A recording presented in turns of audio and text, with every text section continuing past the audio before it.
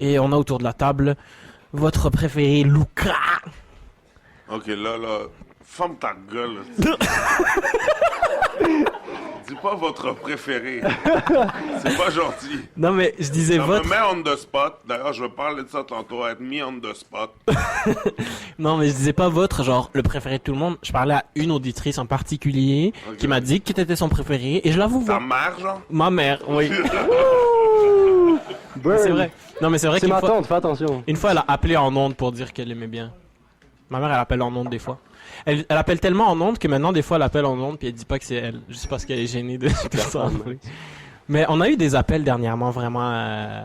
On commence à avoir un peu un volume d'appels au lendemain de la veille qui peut être satisfaisant. Il y a eu Raymond dernièrement qui a appelé. Raymond, t'es toujours le bienvenu. Hein. D'ailleurs, t'es pas venu au show comme t'as promis que tu viendrais. Mais Raymond c'était genre psychédélique à 8h30 du matin, c'était malade. Allez voir, c'est dans l'épisode sur Karine Larose. C'est sur notre SoundCloud. C'était malade. Raymond. Lui avait pris les champignons. Je sais pas qu'est-ce qu'il avait pris, mais je posais une question à Leila Mestari qui était venue pour parler de son art, des questions sur le rapport au corps, puis est-ce qu'elle avait l'impression d'être passagère de son corps comme si c'était un véhicule, ou est-ce qu'elle faisait un avec son corps? Et lui, il a appelé, il a fait. En plus, c'était super psychédélique parce que les speakers en arrière, ils étaient allumés, puis je disais éteins les speakers, on entend la radio en écho, mais ils les éteignaient pas, ils comprenaient pas. Puis ça créait une espèce de c'est comme s'il avait mis une pédale de delay avec le reverb sur le tapis, puis il disait bah ouais, le corps c'est pour voyager. C'était Un prophète, malin. vraiment. Ouais. Et on a à ma droite, dans le coin rouge, Hamza alias Meursault, Salut. votre rappeur préféré, maman. Ça, je l'accepte. C'est comme ça qu'on fait, t'as vu?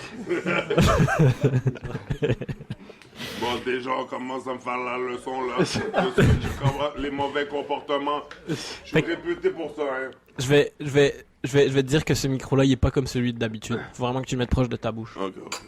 Ah, c'est beaucoup mieux. Tu sens la différence dans tes oreilles? Je suis dans un moment de Twilight Zone où est-ce que je suis mise au défi. Rudement, le monde est hostile. Ben, c'est toi qui as décidé que tu voulais être public speaker, là. Il y a des obstacles. Le monde Je est vais hostile. payer les 2 lions en face de la porte, là. Il y a 2 lions devant la porte. Ils veulent la viande. Tiens, premier lion. Tiens, plaf. Deuxième lion, plaf. Maintenant, je peux rentrer, tout le monde? Je peux rentrer dans la pièce? Ok, merci beaucoup. Attends, juste explique la métaphore de la viande. C'est quoi dans ton histoire, la viande? Devant la pièce, il y a 2 lions. Oui, les lions, ouais. Tu les nourris. C'est moi Hamza ou c'est quoi? Oui, Ouais. entre autres, devant chaque personne, il y a 2 lions. Ok. Il Uh-huh. faut les nourrir si tu veux rentrer dans la personne. De manière tout à fait chrétienne, métaphorique. Oui. Tout ce qu'il faut. Puis, tu m'as pas expliqué c'est quoi la viande dans ta métaphore. Qu'est-ce que tu leur donnes à ces Certaines lions? formules de politesse comme bonjour, je m'appelle Luca. J'aimerais travailler pour vous. Oui, ou je vous désire. Mais ça, c'est la vérité difficile à avaler. La vérité difficile à avaler, c'est bonjour, si je te parle, c'est parce que je te désire. D'une manière ou d'une autre. D'une manière ou d'une autre, ouais. Parce que sinon, je serais pas là, tu sais. Sinon, j'irais là-bas, ailleurs. Ben, qu'est-ce qu'il y a là-bas? Des fois, tu désires Autre rien. chose que je désire. Ça t'arrive jamais de juste rien désirer. Oh non, jamais. Sinon, je reste dans mon lit, moi. Ça arrive, ça. Pas moi. Ah ouais. Beaucoup de sérotonine, mon ami. Ah ouais. Oh oui. Je sais pas, moi j'ai des moments des fois où est-ce qu'il y a plus rien là. Plus rien. Mais c'est parce que toi, t'es un matérialiste bourgeois radical. Zizek en personne. Mais justement, en première heure, on a failli aborder la question de Jordan Peterson. Excusez, c'est juste que Lucas, il demande au public son avis avec le pouce en l'air et genre une point d'interrogation dans les yeux. Et le public fait comme ouais, c'est bien. Le morceau de viande, et voilà. Non, c'est ça. On a failli aborder le sujet de Peterson, puis Thibaut et Marie ont dit bah non, je ne connais pas ce sujet. Mais toi, Lucas, c'est un adorateur de Zizek, et Hamza, il est obsédé par le débat Peterson-Zizek qui a eu lieu dernièrement. Ouais. Bah, C'est un que- peu ce à quoi tu réfléchis ces derniers temps. Ouais, ben moi, en fait... Petite mise en contexte. Ouais, petite mise en contexte, peut-être pour les gens, comme ça on vous sert pas une crêpe hors contexte. Mais la semaine passée, il y a eu un débat qui était attendu depuis assez longtemps entre Jordan Peterson, donc un psychologue et psychanalyste de l'Université de Toronto, qui est connu depuis quelques années, plus par rapport à son implication politique, particulièrement en 2016, après un débat sur le Bill C-16, qu'on appelait en Ontario, qui visait en fait à codifier l'utilisation des pronoms par rapport à la théorie du genre. Donc, ça pourrait, c'est-à-dire peut-être à intégrer en fait dans les droits de la personne, le fait de reconnaître, par exemple, à un élève son pronom. Ouais. Puis Peterson, Qu'en fait, ce serait un discours de haine de pas appeler quelqu'un par le pronom qu'il désire. ouais, c'est ça. Puis Ou Jordan, elle, ou they. exact. Ouais. Puis l'Université de Toronto, c'est une université qui est, comme en fait beaucoup d'universités canadiennes, très progressiste. Mhm. Puis Jordan Peterson c'est grandement opposé en fait à ce bill.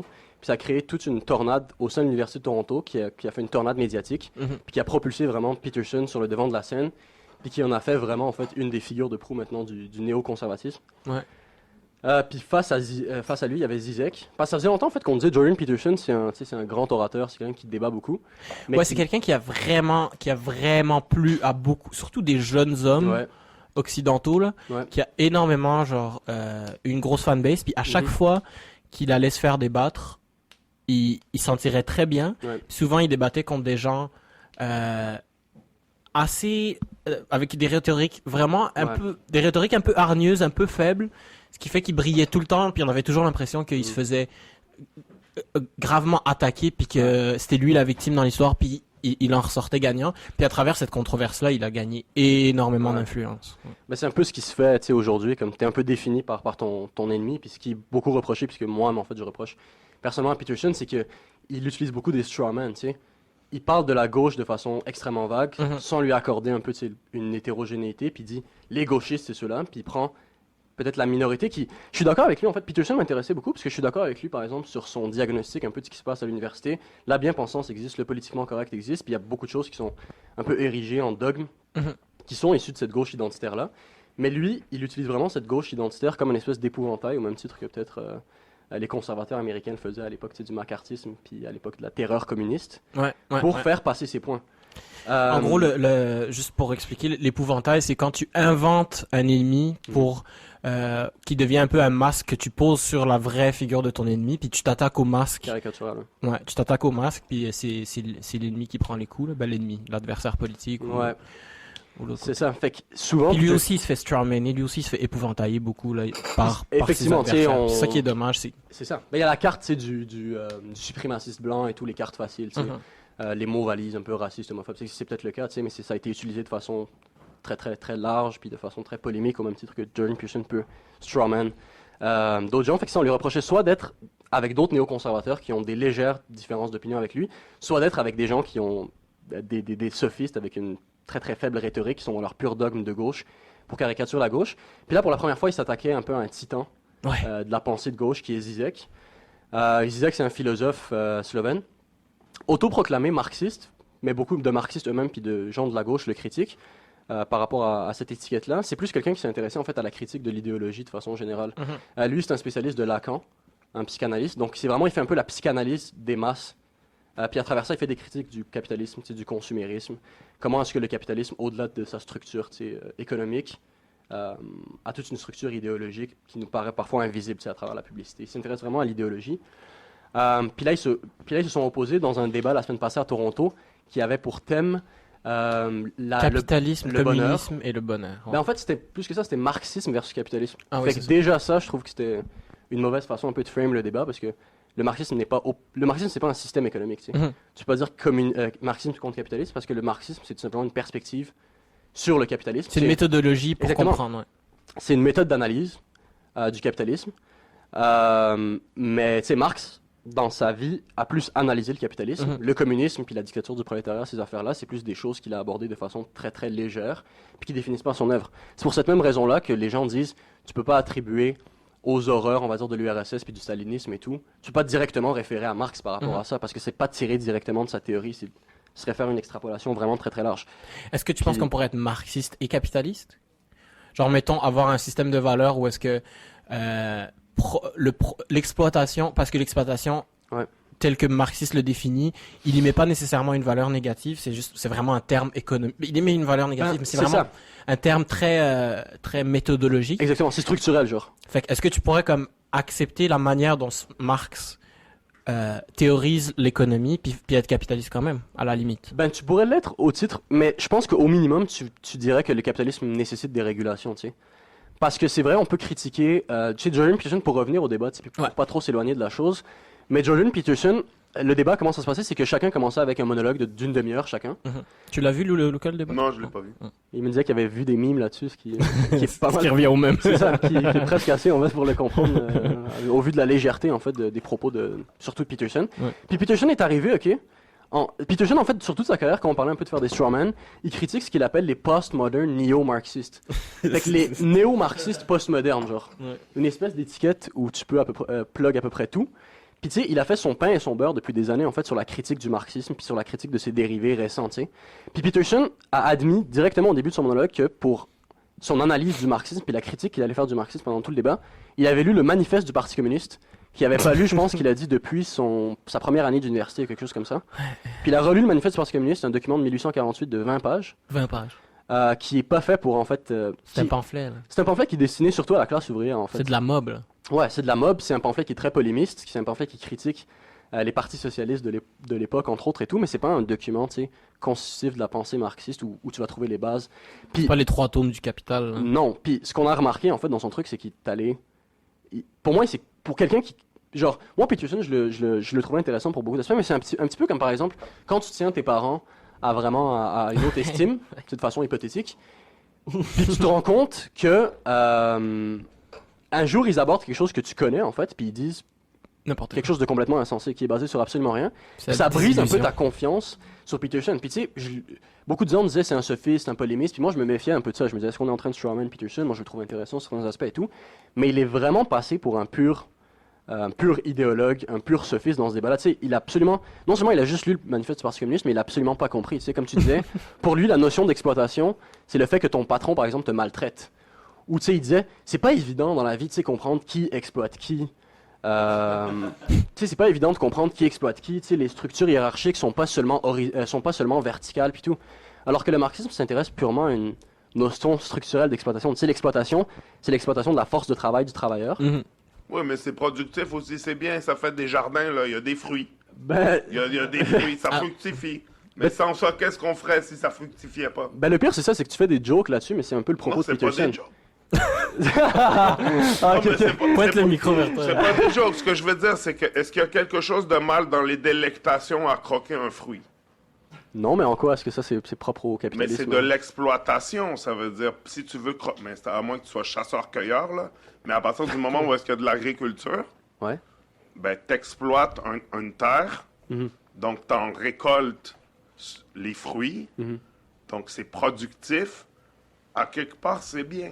Mais c'est pour ça qu'on dit que l'exploitation au sens marxiste C'est ça. Et est voilà, pas premièrement, c'est pas mauvais. c'est très précis, puis c'est pas nécessairement mauvais. Ça n'a pas nécessairement une C'est connotation. ça, on récolte les fruits, c'est bien. Exact, mais dans le marxisme, c'est pas le terme exploitation utilisé au sens large. Marx, c'est pas contre l'exploitation d'une terre agricole ou des affaires comme ça, ou de profiter des fruits de ça. C'est plus l'exploitation dans le cadre de la structure capitaliste, où il y a des Oui. bourgeois qui possèdent les moyens de production, puis Oui. des gens qui sont forcés de vendre leur force de travail, puis qui sont payés moins, en fait, que les produits qu'ils produisent dans une journée de travail. Puis cette plus-value-là qui est dégagée, c'est tout simplement ça. C'est ce processus-là d'exploitation dont Marx parle.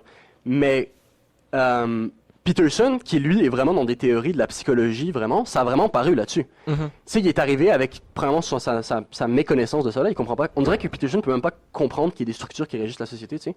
Toujours dans ses explications, carrément, qui va... C'est drôle parce que tu parles puis tu fais les mêmes mouvements de main que lui fait souvent. Ouais. Genre. tu vois, je suis un adepte qui essaie de se détacher. J'ai de la difficulté. J'ai Ouais, tu sais, encore un peu de misère. On a, mais ça. on a Je- beau se désillusionner de ses parents, on leur ressemble au fond, puis on devient comme eux quand on grandit. Ouais, mais... Attention à toi, là. C'est ça, c'est ça. Regarde où Mais- tu marches. Mais tu sais, je veux pas rester sur le débat Peterson-Zizek parce que je sais pas si tout le monde ici l'a vu, puis Luca lui-même, fait qu'on pour peut-être intégrer les gens Mais qui... moi-même, qui l'ont- disais que quand j'ai vu le court morceau du débat, il lui disait qu'il était un idiot. I don't mean you're an idiot, but...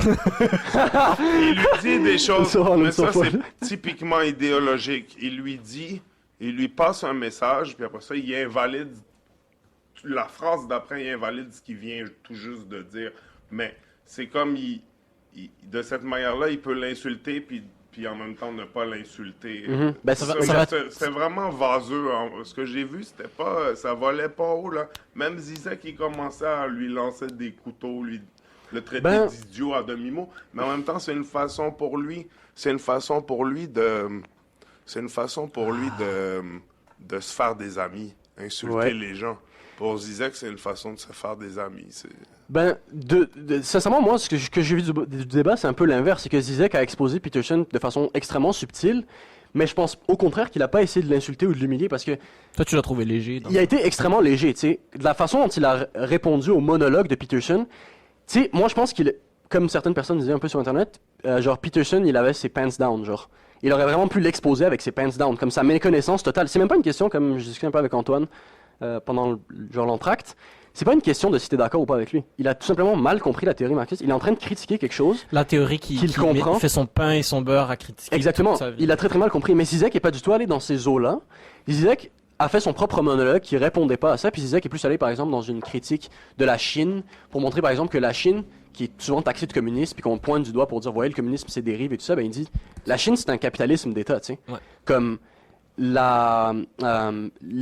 régimes totalitaires, le non-droit et tout n'est pas propre au régime communiste, puis la liberté, la démocratie et tout n'est pas propre au capitalisme. C'est pas attaché de façon essentielle comme ça, tu sais. Ouais. Puis Zizek, il a même étonné Peterson, ce qui montre une autre chose où Peterson a vraiment pas fait ses travaux de recherche. C'est-à-dire que Zizek était d'accord avec Peterson sur beaucoup d'éléments sur l'idéologie. Ils ont passé, c'est pour ça que Lucas, je te disais par rapport à ça, c'est qu'ils ont passé tout le débat en fait à critiquer la gauche radicale identitaire, qui est vraiment un point commun à la fois de Zizek et de Peterson, parce que Zizek est très... Judith Butler? Ils ont pas parlé de Judith Butler en tant que telle, mais oui, cette frange-là, ouais, les libéraux, la théorie du genre... Les libéraux. La théorie du genre, ouais, Foucault, le post-structuralisme, genre. Ouais. Puis Zizek est très critique de ça, tu sais, il s'est fait vraiment taper dessus par rapport à la critique de la pensée LGBT et tout. Puis Peterson était étonné. Hors sujet. Ouais. C'est ça. Puis moi, je suis venu un petit peu dans cette perspective-là par rapport à cette discussion-là pour sortir un peu du débat. Parce que ce débat était révélateur de certaines choses. Je pense pas que les deux ont eu des propos extrêmement révélateurs ou qui nous ont mis, ils ont critiqué des trucs faciles qui sont peut-être légitimes mais qui sont faits depuis des années maintenant. Les social justice warriors et tout. On a compris, tu sais, mais quelle est l'alternative maintenant puis où est-ce qu'on s'en va? Ça nous a pas donné grand-chose à ce niveau-là. Mais je trouve que ça a montré une incompréhension au niveau du débat. Puis notre cadre théorique, je trouve qu'il fonctionne plus dans le débat public puis dans le débat politique. La gauche et la droite, genre c'est quelque chose avec Bilal dont on parle souvent. Bilal, c'est ton frère. Bilal, mon frère, exactement, qui est là, dont on parle souvent. Mais tu sais, il y a clairement une gauche et une droite des valeurs, puis il y a une gauche et une droite des structures économiques. Puis tu peux être de gauche économique puis conservateur, tu sais. Tu peux être contre l'avortement, puis vouloir la répartition des richesses ou une appropriation de l'État des moyens de production, ou peu importe à quel degré de radicalité t'es là-dedans. Puis Peterson est arrivé avec son espèce de critique du package de la gauche qui ne fonctionne pas, parce que dans la réalité, c'est pas comme ça. Les gens ont des opinions. À moins, en fait, beaucoup de gens un peu plus nuancé que ça, là. C'est ça, c'est un peu plus nuancé que ça. Puis c'est étonnant de voir que... Tu peux être un... comment on appelle ça? Un théologien de la libération. Eux autres, ils sont pour la redistribution des richesses, mais ils sont conservateurs. Exactement, c'est des chrétiens, c'est ça. C'est ça. Puis Peterson a tellement été étonné, mais comme, tu sais, pourtant, il se présente il est vu comme un éminent intellectuel et tout. Est-ce que tu as lu Zizek? On dirait qu'il a fait aucun travail de recherche ni sur Marx, ni sur Zizek. Puis je trouve dans le débat public, c'est souvent comme ça, on parle de la gauche, on parle de la droite, mais il y a vraiment d'énormes nuances. Puis tu sais, si je prends même mon propre exemple, tu sais, le premier contact que j'ai eu avec la gauche et tout ça, c'est quand j'étais jeune et tout, c'est à travers Che Guevara, des affaires comme ça et tout. Mais tu regardes le régime... Ouais, t'as volé son look d'ailleurs. Exactement. c'est un procès ici ou la petite barbichette. mais c'est ça.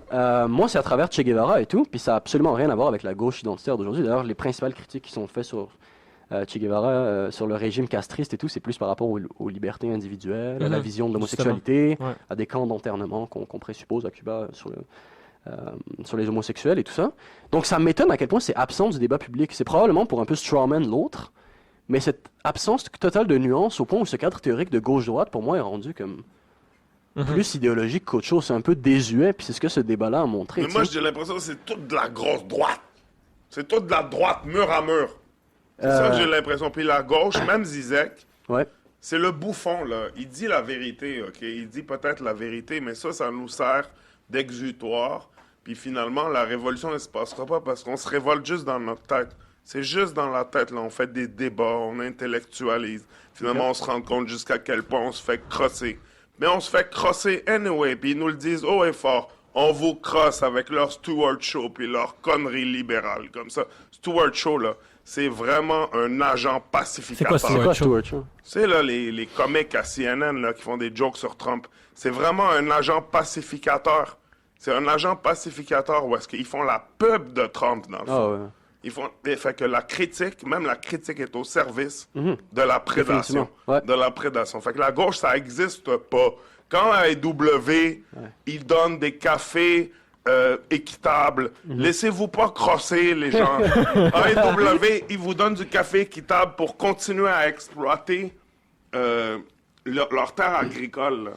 C'est pour ça là, qu'ils font ça. Leur vegan, leur conneries, là. C'est des conneries. Ben, Vegan. c'est intéressant que tu dis ça parce que un des principaux points, je trouve, que Zizek a marqué dans le débat par rapport à ce que tu dis, c'est qu'il disait à Peterson, ce qui m'étonne dans ta parole, c'est que tu présentes un petit peu la bien-pensance, puis c'est raccourci bien-pensant, en fait, comme un fait de la gauche. Ouais. Alors qu'il dit, ça, c'est un truc qui est très structurel, puis qui est au cœur même du capitalisme, tu sais. Ce dont Luca parle, tu sais, au niveau des cafés équitables et tout. Genre, au niveau du politiquement correct, les entreprises sont à fond là-dedans aussi, tu sais. Les entreprises capitalistes sont à fond là-dedans, tu sais. On a exploité aussi le féminisme à des vues. Genre les pubs de Gillette, Vendre des clopes. Le féminisme, ça a vendu des clopes en tabarouette. C'est fort probable. En plus. Croyez-moi. C'est fort probable, mais je veux dire, même le féminisme et tout est exploité par les entreprises capitalistes, tu sais, qu'on qualifierait pas de radicales ou peu importe. Ça vend. Pepsi, l'annonce de Pepsi avec la fille qui fait la révolution avec une femme Ah ouais, voilée, c'est fucking une ridicule. femme voilée, puis Oh my God, un chinois, et puis des gens qui s'habillent avec du maquillage. C'est ça. Qui donne un Pepsi à un... Elle donne un policier. Un policier. policier. C'est la paix. À la Oh, fête, tout le non. monde fait la fête sous la grande idolâtrie capitaliste, le diable, Moloch. C'est l'enfer. C'est l'enfer. Mais c'est vrai que c'est fou que genre Complètement. Pepsi fasse une pub genre Pepsi c'est la boisson de la révolution genre. La radicalité. C'est fou là, c'est le monde à Mais il n'y a l'envers. plus rien de radical là-dedans. Faut trouver autre chose, les amis. Comme quoi? Pointe le micro vers toi, trouve ça d'abord. Faut trouver autre chose C'est que le... Comment ils appellent ça? Le demonstrating? Ouais. La manifestation. La manifestation où est-ce que toutes les diversités se tiennent main dans la main. Là, faut vraiment trouver autre chose que ça parce que ils l'ont Toi, tu veux que ça récupéré. coule, toi. Non. Mais moi, je veux que tous les banquiers donnent tout leur argent à tout le monde. Mais comment on fait ça concrètement? Tu sais, tu dis, il n'y a pas d'alternative, la gauche stagne et tout, puis je suis parfaitement d'accord avec toi à ce niveau-là, mais est-ce que toi, en général, dans ta pensée, t'as... Moi, je pense Quelque qu'on chose, vit dans une théocratie OK? financière où est-ce que l'économie est basée sur la perte, la dette, le don, le sacrifice. Donc, c'est des sacrifices. Quand le sang coule, quand l'argent coule, quand l'alcool coule, quand le foutre coule, quand tout coule, c'est tout des sacrifices. On est dans le sacré. Il n'y a plus rien de laïque là-dedans. On est dans un monde sacré où est-ce que tout s'écoule. Il n'y a plus rien de laïque. Et puis ces sacrifices-là, cette économie sacrificielle-là, il faut qu'elle s'exprime d'une manière à ce que les banquiers donnent tout leur fucking argent. Parce que les banquiers, c'est eux les théocrates. C'est eux qui... C'est ça. Ouais, mais je veux dire, c'est structurellement et tout, sous quel système est-ce que ça apparaît, puis comment est-ce qu'on va vers ça? Parce que Hamza, il veut du concret. du jour au lendemain, les banquiers vont pas accepter de... Ben, tu fais Non, mais il faut les dénoncer en tant que culte à Satan. regarde, tu fais 95 demandes, tu les placardes à l'entrée de toutes les banques, puis tu crées une espèce de protestantisme de la théologie Ah, financière. c'est mal, je vois. Qu'est-ce que t'en penses? Non, mais si on les dénonce, parce qu'ils savent même pas ce qu'ils font. Hein. Non, Ils, mais sa- ils croient même pas en tout ça, là, Satan, Dieu, tout ça. Ils y croient pas parce que eux, ils disent non, c'est des matérialistes bourgeois radicaux.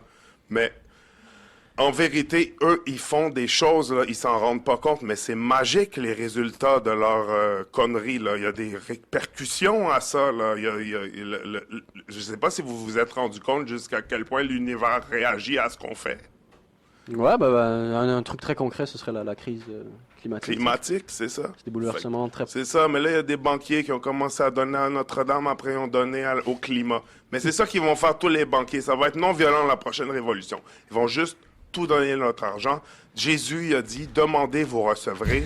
Fait que moi, je dis aux banquiers, chers banquiers, vous qui nous écoutez à la maison, j'espère que Les banquiers écoutent pas ces Je crois pas que c'est le public cible.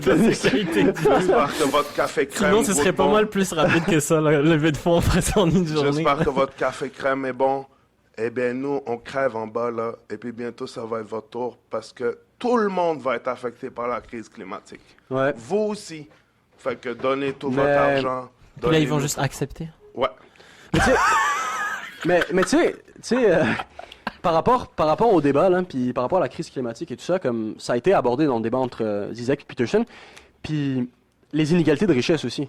Puis Peterson est venu un petit peu avec une autre un peu défense classique du capitalisme, même depuis depuis le 19e, c'est que le capitalisme, certes, crée des inégalités, mais il crée énormément de richesse. Puis tu sais, ce qu'il dit, c'est que les riches sont fucking plus riches qu'avant. Tu sais, le fondateur d'Amazon, là, Bezos, je crois qu'il fait comme 9 millions de dollars aux 5 minutes, quelque chose comme ça, genre. Tu sais, Ça sert plus à rien. non, il a comme 130 milliards, genre de... C'est de une net- maladie, ça. Hein? C'est net worth. psychiatrique. Dans De net le DSM-5, ça existe. Quoi? Faire 9 millions. Faire par- 9 milliards de dollars aux 5 minutes puis pas pouvoir arrêter, là. Je te jure, c'est dans le DSM-5. C'est dans la Bible des psychiatres, ça. Ça doit, man, il doit y avoir une... C'est une maladie mentale. Oui, je vous jure. Mais par rapport à ça, tu sais, ils disent les riches deviennent énormément plus riches, puis les pauvres deviennent plus riches aussi. Puis c'est vrai. Tu sais, en termes de richesse, les pauvres sont plus riches qu'avant. Par Ce qu'il rapport dit, aux c'est qu'en pauvres fait, du c'est vrai 19e. que les inégalités se creusent au fil du temps, mais Exact. ça grandit. Tout le monde assez augmente vite. d'un coup. Puis ils montrent ça avec des statistiques, par exemple, sur les PIB depuis 1800, tu sais. Ok, genre les produits intérieurs bruts, la capacité d'une nation à produire depuis 1800. Puis c'est vrai, genre, je pense sur la vidéo que je t'ai envoyée, il y a ce graphique-là. Genre, ça a été très très stagnant dans l'histoire de l'humanité. Puis à partir du 19e siècle et l'avènement du capitalisme, ça explose, genre, la production. Puis souvent, c'est présenté comme Une victoire du une capitalisme. victoire du capitalisme. Mais ce qu'on oublie, c'est que le capitalisme est né dans un contexte particulier de révolution technologique, qui est la révolution industrielle. Mhm. Puis c'est la machinerie, les usines, C'est ça la qui a machine à boosté le vapeur PIB. qui a fait exploser notre capacité de production. Genre, Mhm. ça, y a rien qui nous dit que sans le capitalisme, on n'aurait pas pu faire ça en gérant autrement Ouais, ces ouais. technologies, tu sais. Fait C'est que juste qu'on est capable de faire plus de choses. Le capitalisme est né en même temps que cette capacité-là. Mais c'est tellement simple. Tu sais, moi j'ai toujours été dans une perspective où j'étais comme, j'accordais cet aspect-là, là, par mes connaissances. Là. Je suis pas un grand spécialiste de Tu l'économie. disais oui, c'est grâce au capitalisme. Oui, que c'est le grâce à PIB ça, augmente. mais on peut pas ignorer les inégalités, puis on peut pas ignorer d'autres choses que le marché peut pas gérer, comme la crise écologique, tu sais. Mm. Mais comment c'est grâce... Ouais, c'est grâce à ça. Ouais, mais Ah, mais- ça nous rend tellement dépendants, là. Tu sais, j'ai rencontré quelqu'un, il a fait de la pirogue dans son pays, près du Venezuela. Il disait, les gens, ils voyagent dans le noir en pirogue, ils sont capables de voir dans la nuit, comme des chauves-souris. Mais Mhm. nous, on n'est plus capable de faire ça. La technologie, on Parce sous-traite. que nous, grâce à l'électricité, nous, nos yeux sont débiles. Grâce à l'électricité, mais c'est une grâce parce qu'effectivement, il y a eu un crime avec les Amérindiens. Et puis, nous, après ça, ils nous foutent l'électricité partout et ils passent le barrage sur les territoires, puis ils nous foutent l'électricité. Donc, c'est une grâce. Ouais. C'est vrai que c'est Il y a une des grâce. utilités. Mais en même temps, ça nous rend tellement dépendants, puis ça nous enlève nos super pouvoirs. Mais c'est vrai ce que tu dis. En plus, récemment, il montrait une étude qui montrait que le GPS pourrait avoir un impact direct sur Alzheimer. Tellement Ah ouais? ta capacité, ton intelligence spatiale est plus développée aujourd'hui parce que tu sous-traites absolument tout avec la technologie, Mhm. que ça peut causer des pertes de mémoire. Genre, ça peut t'entraîner. Ton cerveau est plus entraîné. Tu as des sphères de ton cerveau que tu pratiques plus au quotidien C'est drôle. parce que tu On plus ces parlait de repères. ça tantôt, si on utilisait 100% de notre capacité cérébrale. La télépathie, moi j'y crois. Hein. Il y a des gens qui savent tout, hein. Même ce que tu as dans le fond de culotte. Tout le monde. Toi, tout le monde. Ils savent être ce dans que le vous avez micro dans vers le ta fond de face. culotte. Ces gens-là, là, puis ils vous aiment pareil, hein. Ils vous trouvent pas dégueulasse pour autant. Mais ces gens-là savent tout. Puis ils vous regardent avec des yeux d'amour. Mais ils font de la télépathie. Parce que derrière chaque chose qu'on dit, il y a le fond de culotte. Poète. Non, il fait pas de la poésie, là. Il dit exactement comment Ah, il c'est de voit la le monde. science, c'est de la science. Ben, c'est une science. C'est la science infuse, on appelle. Mais moi, je pense que ce que j'ai retiré de ce débat-là entre Peterson et Zizek, bon, ok, Peterson est tombé de son piédestal, là, ça allait arriver un jour ou l'autre, là, comme moi, j'ai jamais trop cru que... Ça allait durer. Ouais, tu sais, il est capable de... Il parle bien, là, pis c'est ça, mais genre, il dit plus ou moins n'importe quoi, juste l'entendre parler de religion, tu sais, il fait plein de petits détours bizarres pour, genre, faire ses points, puis moi, j'attendais juste le moment... Un peu comme moi. Non, toi, c'est le fun. Non, mais ce que je veux dire, c'est que ce gars-là, premièrement, quand tu montes aussi vite, souvent, tu descends aussi vite que tu montes, là. Mais il est pas redescendu, c'est ça l'affaire. Je pense que c'est ça ce qui nous a accroché, toi puis moi, là-dessus. Ouais. Mais il est pas descendu. Il est descendu pour ceux, je pense, qui regardent l'actualité, puis qui regardent ces débats-là d'un point de vue un petit peu plus objectif. Mais pour sa fanbase qui grandit, puis les gens qui ont soif de discours comme néoconservateurs, c'est encore un héros, tu sais. Puis beaucoup de gens ont dit que ce débat-là, en fait, il n'y a pas eu de gagnant, puis ça a plus été une conversation productive qu'autre chose, alors que pour moi, c'est fuck all ça, tu sais. Ouais. Zizek a été... Échec et mat. Non, pas échec et mat, justement, parce que Zizek n'a pas été, je trouve, assez radical ou assez confronté, Peterson. Mais c'est peut-être Zizek qui est allé pêcher dans le public cible de Peterson, puis qui leur a montré... Il y a peut-être une victoire dans le fait que Zizek leur a montré que la gauche, il y a un spectre beaucoup plus grand qu'on pense, puis d'arrêter de strawman, qu'il y a des gens de gauche qui remettent en question les perspectives identitaires, progressistes et tout. Il est allé à la pêche dans le public de Exactement. Peterson. Mais je pense pas que Peterson ait perdu son aura, ni son impact. Je sais pas ce que toi t'en penses. Ben, moi, je pense que... Ben, peut-être que aussi, je suis comme tous les gens qui sont comme Trump est trop stupide pour être élu, puis finalement, il est élu, là. Exactement ce que C'est ça. C'est une bonne comparaison. Mais je pense que ce que Zizek a voulu faire, c'est que quand ils sont arrivés, là, le public était en liesse, puis genre chaque bout du public, il y avait un bout du public qui criait quand c'était Peterson, il y avait un bout qui criait quand c'était Zizek, puis c'était comme un match de boxe presque. Puis Zizek dès le début était comme ce sera pas un match de boxe. Je vais pas l'attaquer juste pour comme parce qu'il était juste comme on fera pas ce spectacle que vous espérez avoir. Au pire, tu sais, il est comme ouais, je suis pas si marxiste que ça, puis bon tu sais, Mais il est tellement riche, lui. Zizek. en argent? Mais oui. Ouais, ça C'est se une peut. superstar. C'est une idole. Ouais. Tu m'as dit, je l'adorais. Je l'adore fuck all. C'est vrai? Mais qu'est-ce que j'adore, moi? J'adore rien. T'adores rien? Mais Rien du j'adore pas les êtres humains. Ah, excuse-moi. J'ai mal interprété. Non, Quelqu'un sur le... je suis un fan. Je suis un fanatique. De Zizek? Ben là, Oui. décide-toi. C'est pas la même chose. Entre fanatique et adorateur, c'est vrai que c'est pas la même chose. Oui, Ouais. je suis un fanatique. Il y a une nuance importante. Oui. Mais qu'est-ce que tu veux dire? ce que je veux dire, c'est que au-delà de comme qui a gagné entre le marxiste puis le capitaliste de masque là, de façade, Ouais. c'est que moi j'ai un peu arrêté l'activisme depuis quelques années parce que je suis jamais sûr de ce que je pense. Ok. Donc puis il faut vraiment être sûr de ce qu'on pense pour comme aller à la guerre. Puis je pense que c'est important qu'il y ait des gens qui soient sûrs de ce qu'ils pensent pour aller changer les choses. Puis que des gens comme moi, ça va pas faire bouger beaucoup. Mais en même temps, je trouve que l'infrastructure qui sert à la lutte des idées, qui est la conversation humaine, est vraiment en train de péricliter, notamment sur Internet. Puis mon combat personnel, c'est de créer autant que possible des espaces où les différentes opinions peuvent être entendues de manière civile. Puis des fois, c'est un peu à mes risques et périls, mais mon combat à moi, c'est de rétablir la communication. Tu sais. Ouais. Puis je trouve que Zizek était un peu dans mon camp à ce niveau-là, qui était comme on va pas le faire Mais votre c'est truc. différent, je pense. Parce que Zizek, Dis-moi une minute pourquoi c'est différent, puis après on va écouter encore de la musique. Zizek, c'est quelqu'un qui arrive avec un propos qui est engagé, tu sais. Puis tu dis que t'es pas quelqu'un qui est engagé et tout par rapport à ça, mais il y a quand même de la désinformation qu'on peut dénoncer. Au-delà du fait d'être convaincu de certaines choses, tu peux quand même être convaincu que dans le processus logique de certaines personnes, il y a de la malhonnêteté intellectuelle, tu comprends?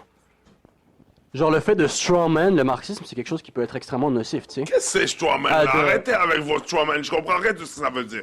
Ben, Strawman, c'est quand je dis Hamza est de gauche, ça veut dire qu'il aime vraiment trop les croissants. Puis Les après, je me mets à communistes, attaquer aux croissants alors que c'est les complètement communistes fictif. mangent des enfants, puis je Ouais, sais pas c'est trop, ça. ils sont contre tout, ils vont exécuter tous les religieux s'ils prennent le pouvoir, des affaires comme ça. C'est une caricature de l'opposition. Mais là, Lucas, c'est pas épouvantail. c'est Mais pas je le veux temps- dire, c'est c'est pas le bien. temps de demander des explications, d'essayer d'avoir un mot de la fin. là. Mais je veux dire, c'est bien beau d'avoir des espaces ouverts pour le faire, puis Zizek avait déjà cet espace-là. Ouais. L'organisation qui s'est occupée de préparer le débat a déjà fait ce job-là. Zizek aurait pu avoir un apport extrêmement bénéfique en déconstruisant ce que Peterson est en train de présenter. C'est vrai. Parce que Peterson est en train de faire des dommages. Tu n'as même pas besoin d'être engagé. Juste pointe-le du doigt par rapport au fait qu'il est malhonnête intellectuellement dans sa présentation de ce qu'on peut appeler le progressisme ou le socialisme, genre. Parce qu'il y a plein de gens qui le suivent, puis une fois que les élections arrivent, votent pour fucking Trump, puis il y a des impacts concrets Ouais. sur la société. Ouais. Puis dans des débats, comme ils vont avoir aucune nuance, puis ça crée des gens qui sont brainwashés idéologiquement. C'est pas si compliqué. Puis il aurait pu le faire de façon polie sans complètement détruire ou humilier Peterson. Mais il aurait pu faire plus, puis moi je trouve qu'il a été complaisant, tu sais. Comme. Bref. Ouais. c'est ça. Ben moi, je trouve qu'il a quand même trouvé. Il a quand Il même. a sauvé les meubles, d'après toi, il a voulu se préserver. Il a voulu être nuancé, il a voulu montrer qu'il peut y avoir des points de contact entre ce qu'on appelle la gauche et ce qu'on appelle la droite. Toi, ça, tu lui reproches? Je lui reproche une certaine complaisance. Il aurait dû exposer Peterson Il pour aurait sa dû faire la malhonnêteté guerre intellectuelle. plus. Parce que là, il y a un problème de désinformation. C'est pas un problème qu'on n'est pas d'accord sur certains trucs. Il y a un problème qu'il y a de la propagande aujourd'hui qu'on pourrait presque comparer au macartisme. Genre, il y a vraiment... La gauche identitaire le fait aussi, là, mais il y a vraiment... Comme tu dis, le débat public est extrêmement toxique. Une des façons de rétablir ça, c'est de créer des espaces de discussion. Mais c'est aussi de pointer du doigt les gens qui... Faut que la discussion ait lieu une fois que Les gens toxiques dans cet espace-là, man, qui ont un agenda, qui font des millions là-dessus. Genre, Peterson fait des millions là-dessus sur sa fucking bullshit, genre. Comme... En tout cas, vous pouvez appeler au 514. Merci Hamza. Merci Ansa, merci Lucas. Et vous pouvez appeler au 514-907-9424. Quelqu'un va vous répondre si vous voulez faire des dons à CKUT pour continuer à avoir des belles conversations comme celle-ci. CKUT.ca à commercial donate. Et on retourne à Bloodski, la topic. Merci, Anis, pour cet espace.